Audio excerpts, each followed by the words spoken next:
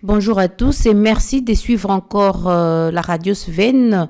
Aussi ceux qui nous suivent sur internet, merci de cliquer sur www.svenmediab.info afin de suivre votre nouvelle édition du magazine La Transparence qui aujourd'hui reçoit l'ingénieur Sylvain Mapatano. Ingénieur, bonjour. Bonjour madame. Vous êtes ingénieur agronome. Comprenez qu'aujourd'hui nous allons parler de l'agriculture en République démocratique du Congo, étant donné que du 27 au 29 septembre s'est déroulé les États généraux de l'agriculture à Kinshasa, capitale de la République démocratique du Congo. 43 recommandations ont été retenues sur les 105 proposées, au-delà de la promesse du Premier ministre qui a promis la création d'une Banque nationale de développement pour financer les secteurs agricoles en République démocratique du Congo. Ingénieur, quelle est votre réaction par rapport à cette promesse du Premier ministre? Merci de m'avoir invité à cette émission. Donc c'est une très bonne chose. Je dois dire déjà que le fait d'avoir pensé à organiser les États généraux de l'agriculture, c'est quelque chose de très bien parce que ça permet de s'arrêter un instant, de faire le point sur le secteur agricole, d'essayer de réfléchir avec les différents acteurs sur ce qui va et ce qui ne va pas. Simplement, on a comme l'impression que c'est du déjà vu, c'est du déjà entendu, parce que ce n'est pas la première fois qu'ils s'organisent des cadres comme ça, afin de parler de l'agriculture. Vous vous rappelez, au plus fort du régime de Mobutu, il y a eu des discussions comme ça et je crois que c'est même en ce moment-là que l'idée de faire de l'agriculture priorité de priorité est née. Avec les gouvernements qui ont suivi, à chaque fois, il y a toujours un temps où on essaie de se rappeler qu'il faut vraiment mettre de l'agriculture en avant. Mais ça n'a jamais été suivi des faits en tant que tel. Donc, j'espère que cette fois-ci, c'est la bonne et qu'il sera possible de vraiment réfléchir à fond sur l'importance qu'il faut vraiment donner à l'agriculture dans ce pays, non seulement pour nourrir sa population, mais aussi pour créer de la richesse. Maintenant, je n'ai pas encore eu accès à toutes ces recommandations qui ont été formulées à l'issue de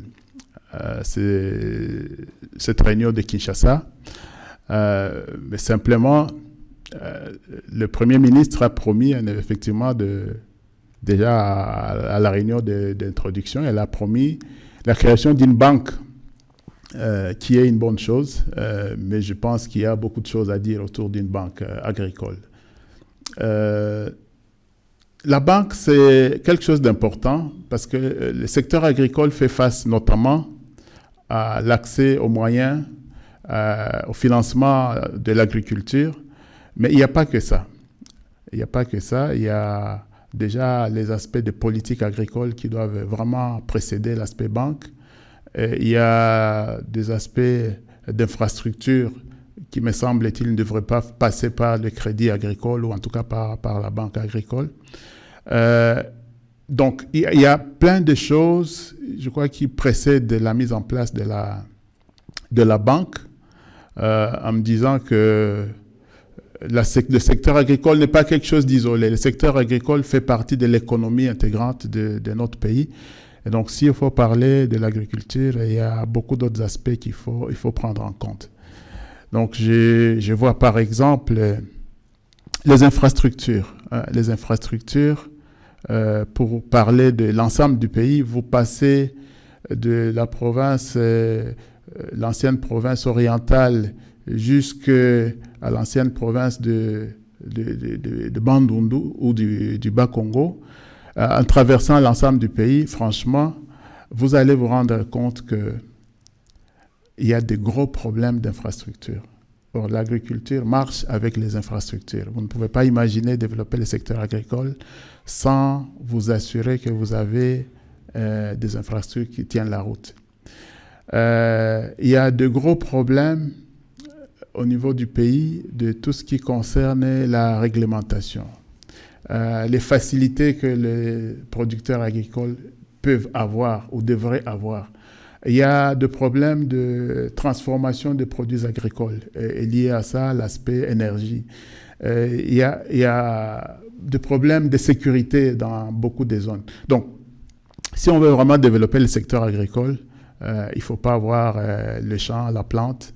Il faut voir l'ensemble du système. Il faut avoir une idée sur tous les différents secteurs et leurs interrelations entre eux.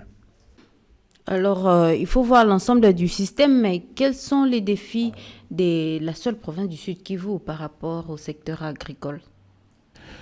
Alors, la province du Sud Kivu, elle a le même défi que l'ensemble des autres provinces. Hein. Nous avons au Sud Kivu 8 territoires. Et sur les 8 territoires, je ne connais pas un seul territoire qui peut se dire nous, on a des infrastructures qui peuvent permettre de relier les zones de production aux zones de consommation. Vous savez quelle est la peine que les gens peuvent avoir, par exemple, de quitter Chabunda, Mwenga, Fizi et même Calais ici pour pouvoir venir jusqu'à Bukavu. Et ça, Bukavu, c'est le principal centre de consommation. Bien sûr, il y a beaucoup d'autres centres de consommation. Mais si déjà, à partir du lieu de production, vous n'avez pas la possibilité d'atteindre les lieux d'écoulement, vous n'êtes pas encouragé à pouvoir produire. Donc ça, c'est un vrai problème au niveau du Sud Kivu. Alors, le Sud Kivu a, en plus de ça, évidemment, la question sécuritaire. Vous avez la possibilité de produire dans certaines zones, mais vous n'avez pas la possibilité, par exemple, de voyager à l'aise pour aller jusque dans les zones où vous devez écouler votre production. Vous avez à peine la possibilité de s'aimer, mais vous n'êtes pas sûr de pouvoir récolter parce qu'entre-temps, vous pouvez vous déplacer. Problème d'acheminement. Voilà, il y a l'acheminement, il y a la question sécuritaire en tant que telle, où on n'est pas sûr de demain de quoi ça va être fait. Donc, il y a ces aspects-là. Alors, mais il y a aussi les problèmes d'énergie, il faut dire ça. On voudrait bien produire et faire une petite transformation, ne fût-ce qu'une première transformation lieu de production. Mais lorsque vous n'avez pas accès à l'énergie, c'est très difficile de vous assurer que vous allez pouvoir produire. Alors, il y a des problèmes aussi liés à l'encadrement du petit producteur. Le travail qui se fait aujourd'hui, je crois que pour être honnête, ce sont presque essentiellement des ONG qui font de l'encadrement des petits producteurs. Mais ça, normalement, dans d'autres pays, c'est un rôle dévolu à l'État. Les ONG peuvent venir en appui, mais ils ne peuvent pas être le maître de cette activité-là. Donc, comment vous voulez que les technologies puissent aller vers les petits producteurs s'il n'y a pas un système organisé au niveau étatique? C'est le cas du Sud Kivu aussi. Donc, même si on a la chance qu'il y a plein d'ONG, mais il y a beaucoup d'endroits où il n'y a pas d'ONG qui interviennent parce que justement, il y a des contraintes liées aux aspects sécuritaires et des contraintes liées aux aspects d'infrastructures routières et tout et tout.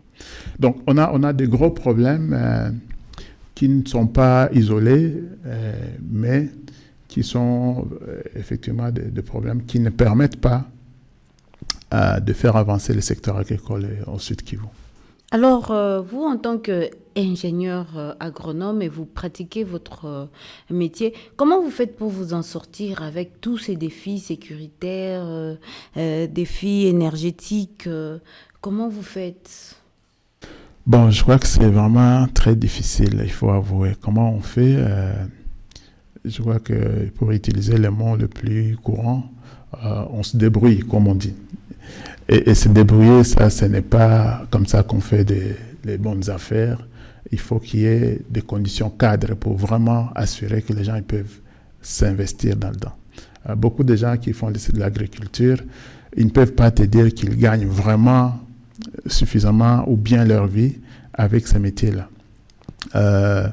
Ils ont à peine la possibilité de se nourrir pour ceux qui ont un peu de chance de produire correctement. Mais dire on fait de l'argent avec ça, ce n'est pas évident. Alors, Si c'est déjà le cas pour des moyens producteurs, j'imagine qu'au niveau des plus petits, c'est encore plus compliqué. Les petits producteurs, les paysans dans les villages, ils ont encore plus de difficultés à pouvoir s'en sortir. Déjà, pour avoir accès aux semences de qualité, ou d'autres intrants de valeur, c'est difficile. Pour pouvoir, comme je dis, faire ne fût-ce qu'une première transformation de leurs produits, c'est très compliqué. Acheminer, c'est compliqué. Donc, au finish, vous avez une production, mais lorsque vous regardez sur le marché, vous trouvez que cette production, elle n'est pas concurrentielle par rapport à ce qui vient d'ailleurs.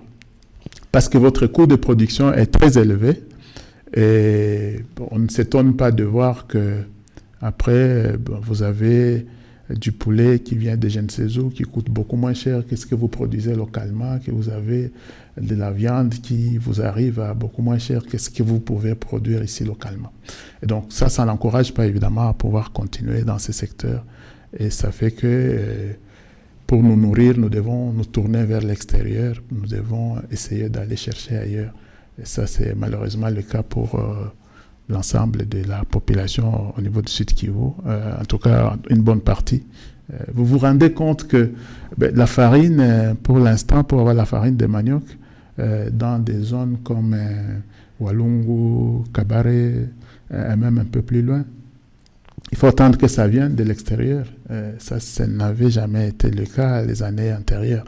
Donc, voilà, il y a tout ça comme difficulté et donc comme conséquence du fait qu'il y a le préalable qui n'est pas réuni. Alors, quel est le potentiel agricole de la province du Sud Kivu? Le potentiel, il est énorme.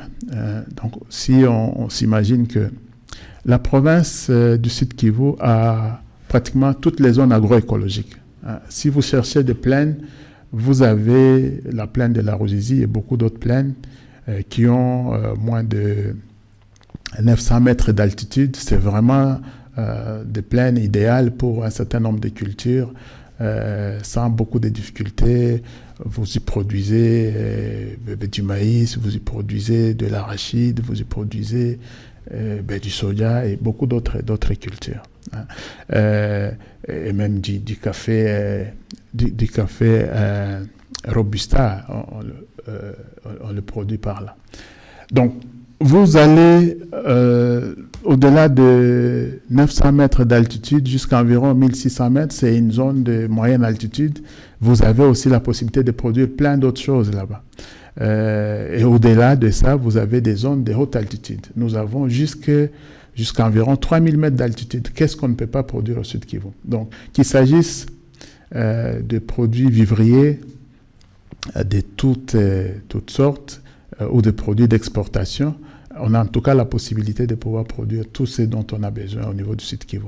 En plus, on a quand même des terres, même si dans les parties autour de Bukavu, il y a une densité assez forte, mais il y a des zones, si vous allez dans Fizi, dans Chabunda, dans Mwenga, peut-être même une partie de Calais, vous avez une densité très très faible. Donc, vous n'avez pas de gros problèmes en termes d'accès à la terre. Bon, bien sûr, il y a d'autres types de questions, mais je veux dire, en termes d'espace disponible, on a quand même la possibilité de pouvoir produire sur ces terres-là.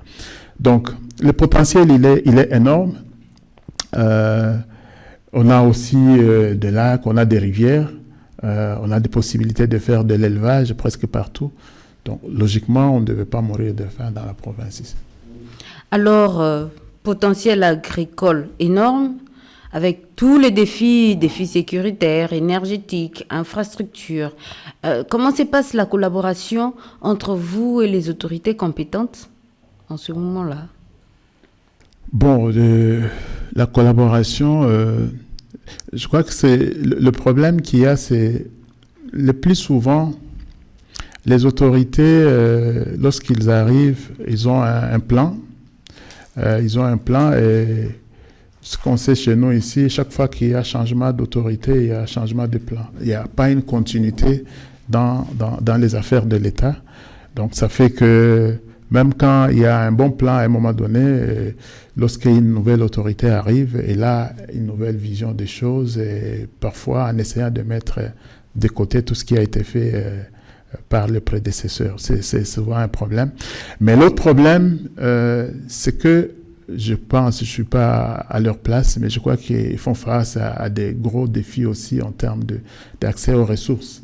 Lorsqu'on regarde le budget d'une province comme la nôtre, si on veut développer l'agriculture, très sérieusement, à un moment donné, je me demande comment on fait avec des budgets que l'on connaît, avec des urgences tous les jours. Ça fait qu'il y a des grosses difficultés à pouvoir investir. Alors, quelle est la collaboration qu'il y a entre les acteurs, par exemple la société civile et les autorités? Je pense qu'il y a une collaboration par moment, parce qu'à chaque fois qu'on les a appelés, ils arrivent. Mais de dire qu'on investit réellement dans le secteur agricole pour aider les acteurs, que ce soit les petits producteurs ou les grands producteurs, à pouvoir vraiment donner le meilleur d'eux-mêmes, je pense qu'il y a encore du travail à faire. Il y a encore du travail à faire, donc la collaboration pose problème. Bon, si je ne sais pas vraiment dire si ça pose véritablement problème, mais là où je peux peut-être confirmer, oui, ça pose problème, c'est par exemple, lorsqu'on voit les gens qui prennent des initiatives, des petites unités de transformation ou de production, et qu'on voit qu'ils ne sont pas suffisamment motivés, ils font face à de nombreuses taxes, qu'ils font face à des tracasseries.